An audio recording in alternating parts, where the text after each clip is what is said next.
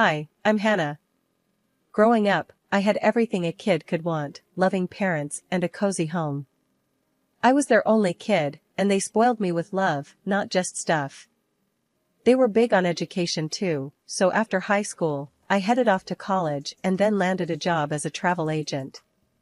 For over a decade, I hustled at a city travel agency, learning the ropes of the trade.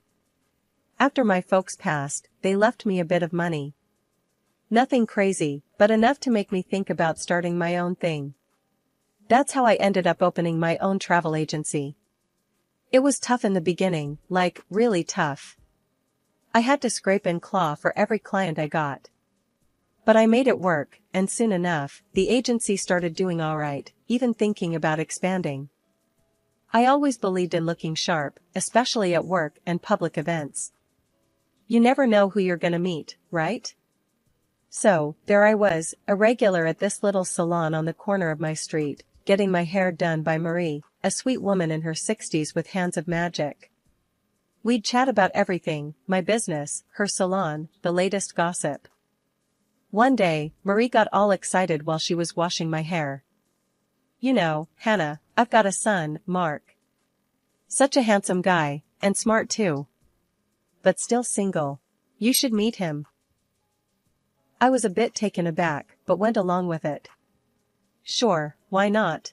Could be fun." She beamed. "Great. I'll set something up." Fast forward, and I'm sitting across from Mark at a cozy little diner downtown. He was cute, alright, and had a way with numbers, working as a financial expert or something fancy like that. We hit it off, talking about everything from our favorite movies to our crazy work schedules. You gotta have some crazy stories with a job like yours. Yeah, there's never a dull moment, that's for sure. What about you? Any crazy stock market stories? I sipped my coffee, watching his face light up, talking about his day-to-day. Nothing too wild. It's mostly numbers and grumpy old men, Mark shrugged, grinning. But it pays the bills, and then some. We talked for hours, closing the place down. It was easy, comfortable. And just like that, Marie's matchmaking wasn't such a bad idea after all. After Mark and I got hitched, things took a turn. The wedding was a blast, full of laughter and dancing, but the next day it was like I woke up next to a different person. Well, not Mark, he was still the laid-back guy I fell for, but his mom, Marie, she flipped a switch or something. We were having breakfast, just a couple of days after the ceremony, when Marie dropped the bomb. "Hannah, darling, you and Mark should really think about getting a bigger place, you know? Something fitting for a growing family," she said, stirring her tea a bit too vigorously. I choked on my coffee a bit. A bigger place? We just got settled here." Mark chimed in, with that "let's not start a fight" look. "Mom's got a point, Hannah. We could use the extra space. Maybe something with a yard?" I gave him a look. "Sure, I guess. We can start looking." But Marie wasn't just talking about any house. No, she wanted us to buy a huge place, like the kind you see in magazines. And the kicker? She wanted in. Not just as a visitor, but living with us. Hannah, think about it. If I moved in, I could help out around the house. I'm planning to leave the salon, start something fresh. I've been looking into blogging, maybe a lifestyle thing, you know? She was all excited, eyes shining. I tried to keep it cool, but inside, I was freaking out. Blogging, huh? That's interesting. But living together? That's a big step. Marie nodded eagerly. Exactly. And with my blog, once it takes off, I'll be more than able to contribute. The next thing I knew, I was nodding along, agreeing to house hunt. We ended up with a gorgeous place, way beyond what I thought we needed, but it had that charm, you know? When I saw Marie's eyes light up, I thought, maybe this isn't so bad. Then came moving day. Marie had boxes and boxes of stuff, way more than Mark and I combined. As we unpacked, she directed traffic like a general. No, that box goes in the upstairs hall. And can you put those books in the guest room?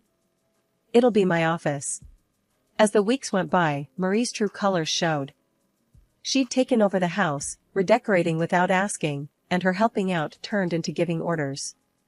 Hannah, I need you to pick up some things for my new blog setup. Oh, and we need better lighting in here, it's for the blog.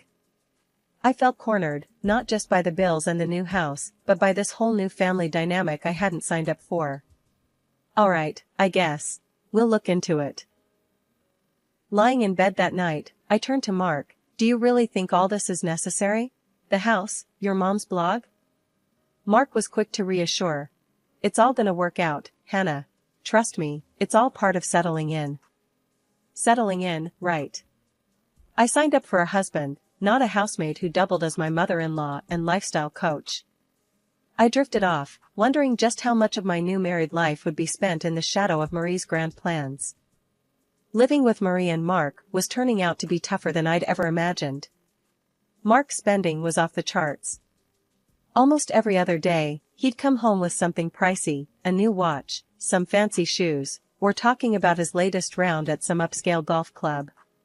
He even set aside a whole room just to store and display his collections of high-end watches and leather shoes. I tried to keep things chic, but affordable on my end, believing we weren't at the luxury splurge stage yet. This difference in our spending habits was becoming a regular source of friction between us. Mark, do we really need more watches? Maybe we should be saving a bit more, I said one evening as he unpacked yet another purchase. Hannah, I make good money. I should be able to enjoy it, he snapped, not looking up from his new shiny gadget. The conversation always ended there, with him shutting down any further discussion. Meanwhile, Marie was on a roll with her new blogging venture. It had started gaining traction faster than any of us expected. But with the fame, her demands grew too. One day, she came to me with a request, or more accurately, a demand, that took me by surprise. Hannah, darling, I've been thinking. To keep up with my blog's image, I need to get some work done. A facelift, maybe tweak my nose a bit. You know, freshen up, Marie announced as if discussing the weather. I was flabbergasted. Marie, that sounds expensive. And cosmetic surgery? Are you sure? She was all smiles. Oh, absolutely. It's an investment in my career. And you know, being in the public eye now requires looking my best. I frowned. But that's a lot of money, Marie. Money that could go to our household needs. Marie's tone shifted, turning sharper. Hannah, you know how much this blog means to me. It's finally something of my own. I thought you, of all people, would understand. I was about to protest when she played her card. Besides, it's not just for me. It benefits all of us, doesn't it? And I'd hate for any misunderstandings to crop up between you and Mark because you weren't supportive. Her implication was clear, help her out, or she'd stir trouble with Mark. Knowing how she could influence him, I felt my hands were tied. Despite my reservations, I agreed to finance her procedures. Marie underwent the surgery, and it was all she could talk about afterward. Her blog posts about embracing plastic surgery, not fearing the knife, and the importance of looking good raked in more views and comments than ever before. She was proud, reveling in the attention and praise, while I watched our bank account dwindle and wondered if I'd ever be able to pull us back from this spending spiral. 2 years into our marriage, and it felt like I was the only one truly pulling weight around here. My travel agency had really taken off, and I was proud to say that I was the main breadwinner. Not only did I handle all our bills, but I also paid our mortgage all by myself. Day in and day out, I juggled work, home, and everything in between.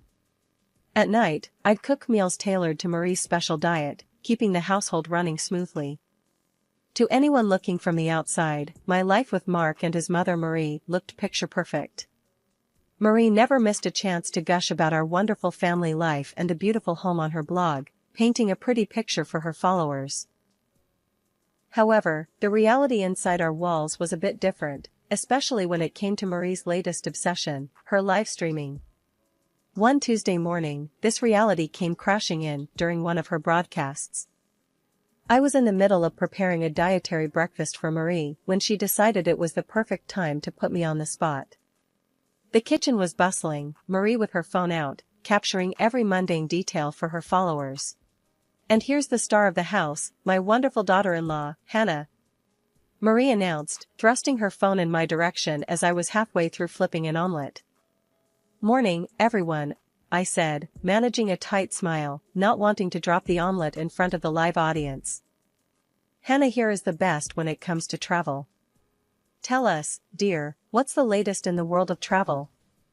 Marie chirped, the camera focusing on me.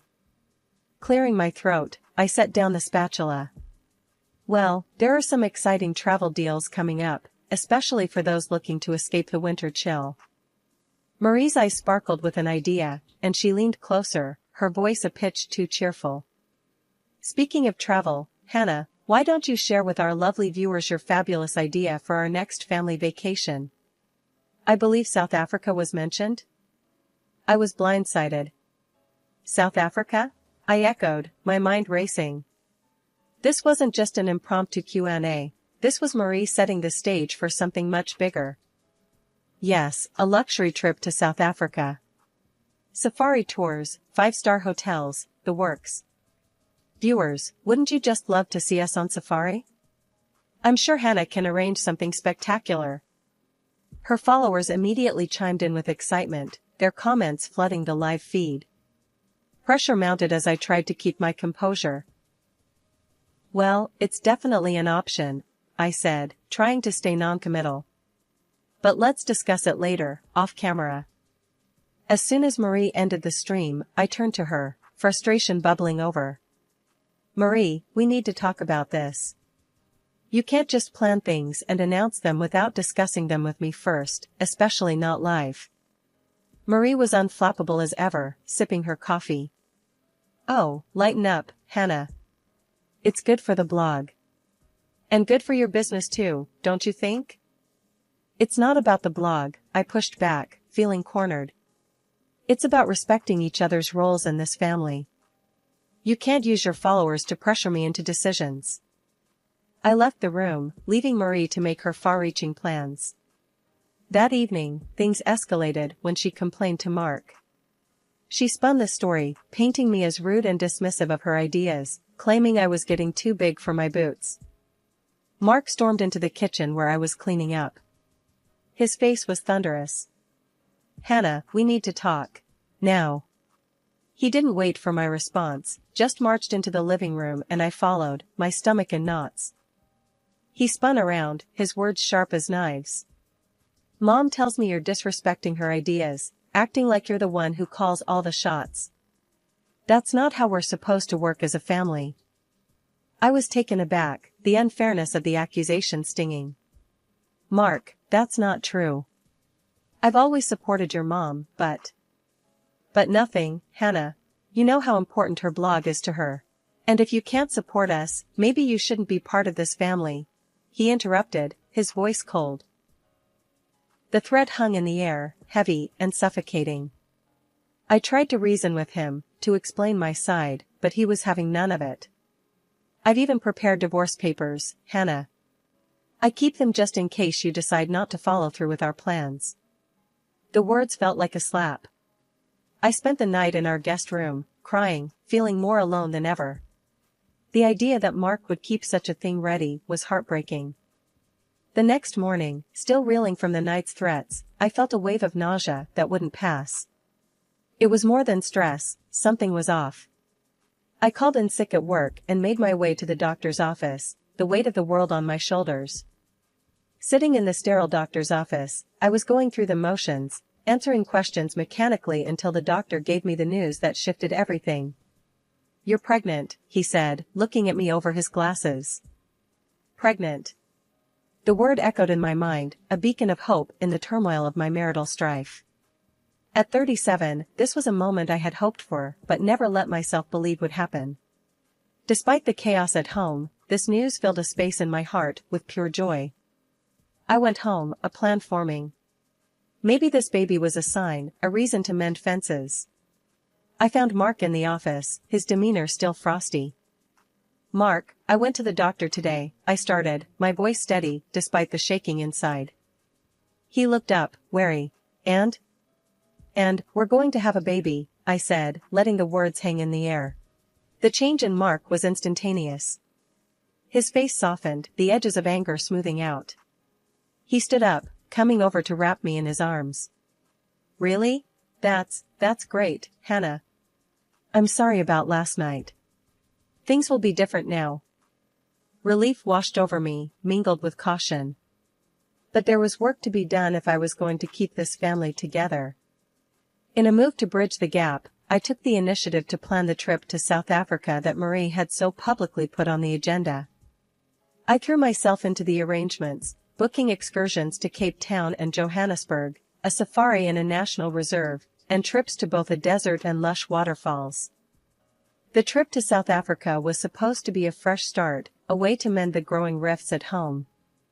Instead, it spiraled into a disaster from the very start.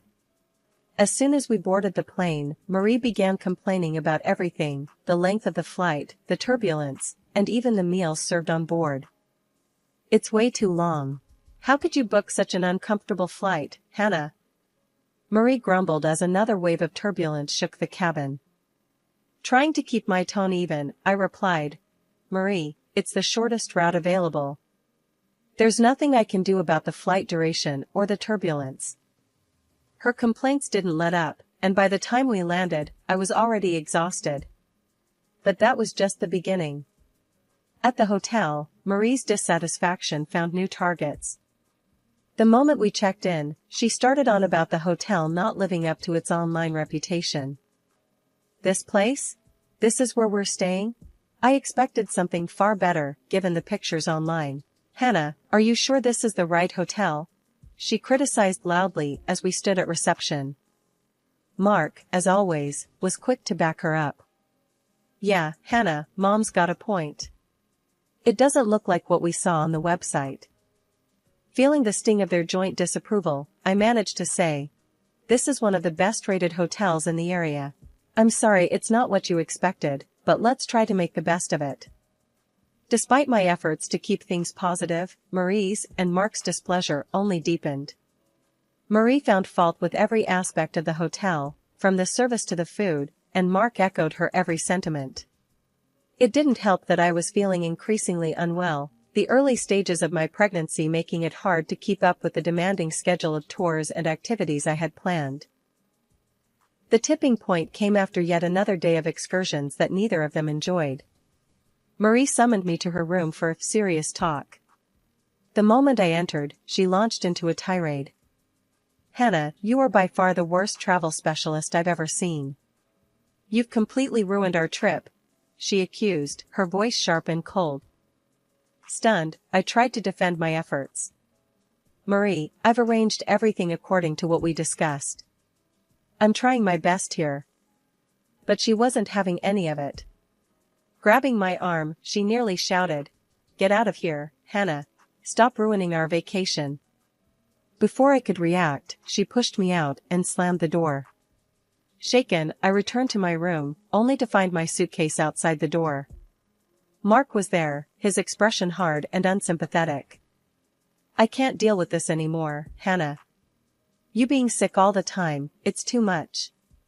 I think it's best if you leave, he said, his voice void of the warmth I once knew. Feeling a mix of disbelief and heartbreak, I picked up my suitcase. Without a word, I left the hotel. I felt incredibly unwell, my body and mind pushed to their limits. At that moment, all I wanted was to be back in the safety of my own home in the USA. The flight back was agonizing. Every turbulence shook me not just physically, but also emotionally, my stomach churning with pain and distress. I landed back home with a sharp ache that seemed to gnaw deeper with each passing moment. Instead of the comfort of home, my first stop was the emergency room. The diagnosis confirmed my worst fears. I had suffered a miscarriage. As I lay there, trying to process the loss, my phone lit up with countless missed calls from Mark and Marie. With a heavy heart, I called back, only to be thrust into another chaotic situation. Marie's voice crackled through the line, frantic and demanding. Hannah, it's all gone wrong here. We've been robbed, our documents, our money, everything. And it's gotten even worse, she blurted out, barely pausing for breath. Trying to steady my voice, I asked. What happened, Marie? She continued, her voice tinged with panic. We were out, and I was filming for my blog, just a normal day, when someone snatched our bags. And when I complained about it to the hotel staff, they were so rude, I had to tell them off. They called the police on us, and now we're in jail. You have to help us, Hannah. Her words swirled in my head, piling onto the mountain of stress I was already under. Marie, I'm in the hospital, I said, my voice breaking. I've had a miscarriage. There was a brief silence on the line. Then Mark's voice came through, his tone anger and impatience. It doesn't matter, Hannah, we really need you right now. This is serious, we could be stuck here. The lack of sympathy, the sheer audacity to dismiss my pain so quickly, it was like a slap in the face. I'm not going to help you. Handle it yourselves.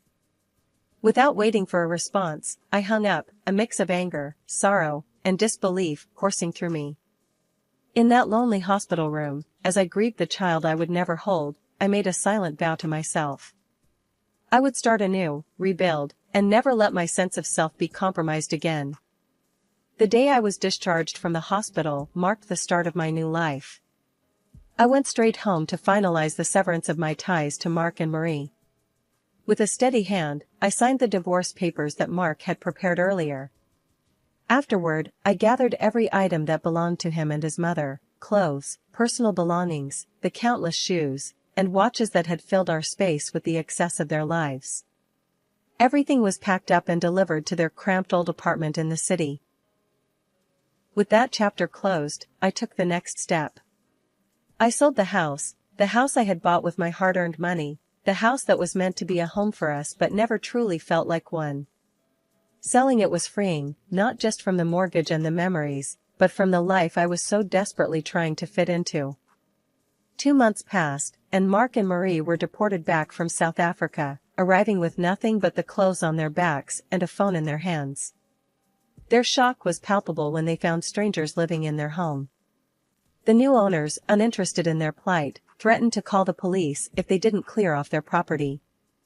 Marie's voice was shaking with fury when she called me. Hannah, what the hell is going on? Where are all our things? Why are strangers in our house? I replied with a calm I hardly felt. Marie, the house was mine. I paid for it, and it was in my name. I've sold it. All your things are in your old apartment. As for Mark and you, I'm done. We're divorced. I won't be dragged back into your chaos. There was a pause, the kind that told me she was struggling to grasp her new reality. You can't do this to us, Hannah. We have rights, she insisted. I've done everything by the book, Marie. You're going to have to accept that. Goodbye. Hanging up the phone felt like shedding a heavy coat in the middle of summer, sudden and immensely relieving. The news eventually came to me through mutual acquaintances that Marie had returned to her job as a hairstylist. Her dreams of blog stardom abandoned alongside her expensive camera equipment. Mark, unable to resume his old job due to his long absence, resorted to driving a taxi. He sold his precious watch collection and wore plain, unbranded clothing. As for me, I moved into a small house on the outskirts of the city. Here, I began rebuilding not just my home but my travel agency as well. The expo was a turning point. People were genuinely interested, and their enthusiasm reignited my own. Your tours always have that personal touch. How do you do it? A curious visitor asked, her eyes scanning the brochures. It's all about understanding what the traveler wants. You listen, adapt, and sometimes, take a leap of faith, I explained, the conversation flowing easily. The expo was more than a success, and before long, I was planning expansions, considering even a potential branch in Europe. One evening, after a long day of meetings, I stopped by a small cafe, a little celebration of my progress. As I sipped my coffee, a young couple at the next table was poring over travel brochures, looking utterly confused. Excuse me, I couldn't help but overhear. Are you planning a trip? I asked, the remnants of my shyness about intruding quickly swept away by my enthusiasm. Yes, but we're so lost. It's our first big trip together, and we want it to be perfect, the woman said, her eyes wide with a mix of excitement and frustration. I smiled, pulling out a business card. Here, give me a call tomorrow at this number. I'll help you sort it out. Travel's supposed to be fun, not stressful. They thanked me profusely, their smiles wide and genuine. It felt good to be able to help, to use my expertise to make someone's experience better. It reminded me why I loved this job in the first place.